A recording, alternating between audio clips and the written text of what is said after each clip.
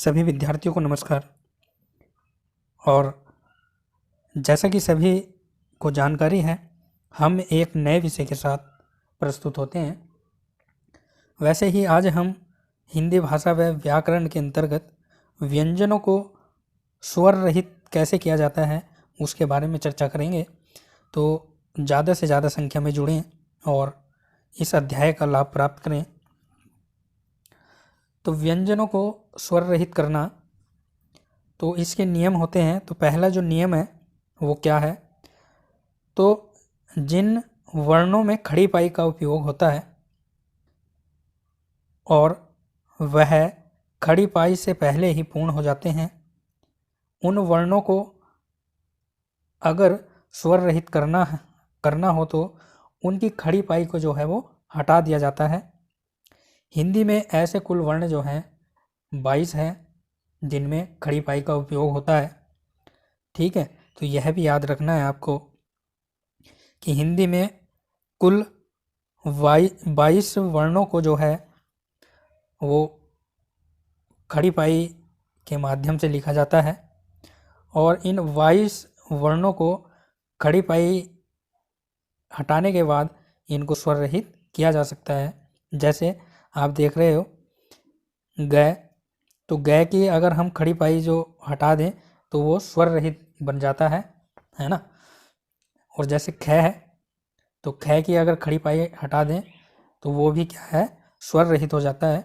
ऐसे ही घ है और अनेक वर्ण है, 22 वर्ण ऐसे हैं जिनमें खड़ी पाई का उपयोग होता है और अगर उनको हम स्वर रहित करना चाहें तो उनकी खड़ी पाई को हटाना पड़ता है, तो वो स्वर रहित हो जाते हैं। ठीक है, या हम उनके नीचे हलंत भी लगा सकते हैं तो भी वो स्वर रहित माने जाते हैं।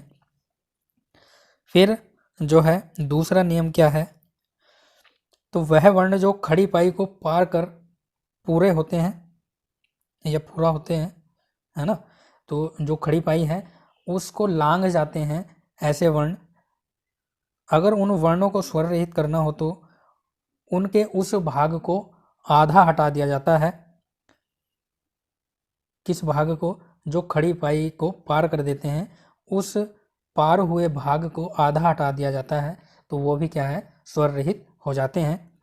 ठीक है, तो जैसे क है, क, तो क जो खड़ी पाई है बीच में, उससे जो आगे का अंग है उसको आधा हटा देंगे तो ये आधा क हो जाएगा, यानी स्वर रहित क हो जाएगा।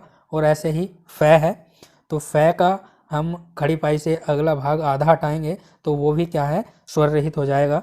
ठीक है, हिंदी में ऐसे कुल वर्ण कितने हैं? 2 हैं। कौन कौन से? क और फ। ठीक है, तो यह भी आपको याद रखना है।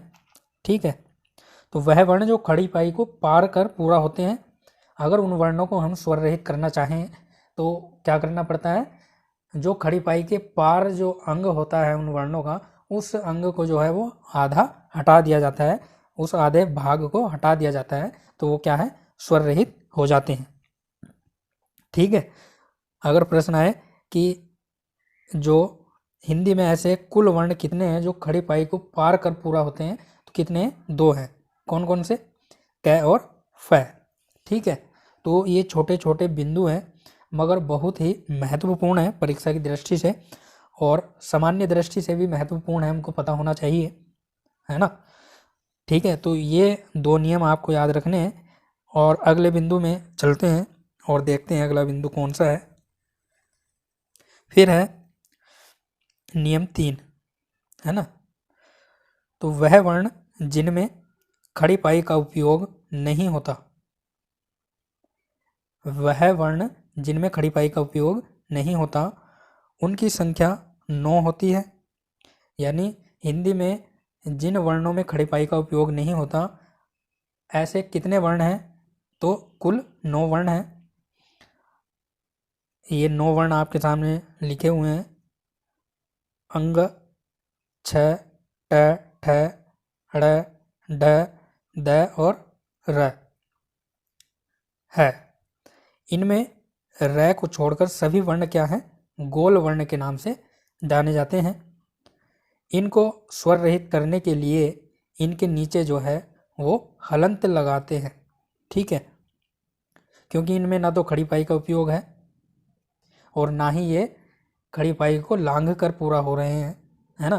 तो इसलिए इनको स्वर रहित करने के लिए इनके नीचे हलंत लगाना पड़ता है। जैसे ह, द, ड़, ड, इनके नीचे जो है हलंत लगा देंगे तो ये क्या है, स्वर रहित हो जाएंगे।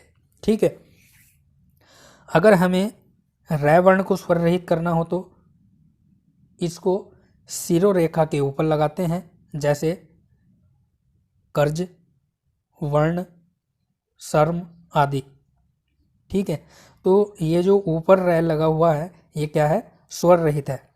ठीक है, अगर हमें रै वर्ण को पूर्ण स्वर सहित लिखना हो तो इसको खड़ी पाई के नीचे लिखते हैं, जैसे ट्रक, प्रकाश, है ना। ये प्रार्थना जो है वो स्वर रहित का, इसमें स्वर रहित रै जो है वो प्रयोग हुआ है। और जो दो वर्ण शब्द हैं ट्रक और प्रकाश, इनमें जो है स्वर सहित रै का उपयोग हुआ है। जैसे ट्रक है तो इसमें जो नीचे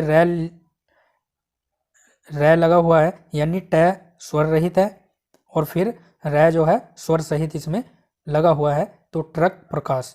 ठीक है, रै वर्ण को रैफ वर्ण भी कहा जाता है। ठीक है, तो ये 3 नियम हैं व्यंजनों को स्वर रहित करने के। तो मैं आशा करता हूँ कि वीडियो आपको अच्छी लगी होगी, है ना। तो अगर वीडियो अच्छी लगी हो तो हमारे चैनल को सब्सक्राइब करें, वीडियो को लाइक और शेयर करें। फिर मिलेंगे अगले अध्याय में, तब तक के लिए सभी को नमस्कार, धन्यवाद।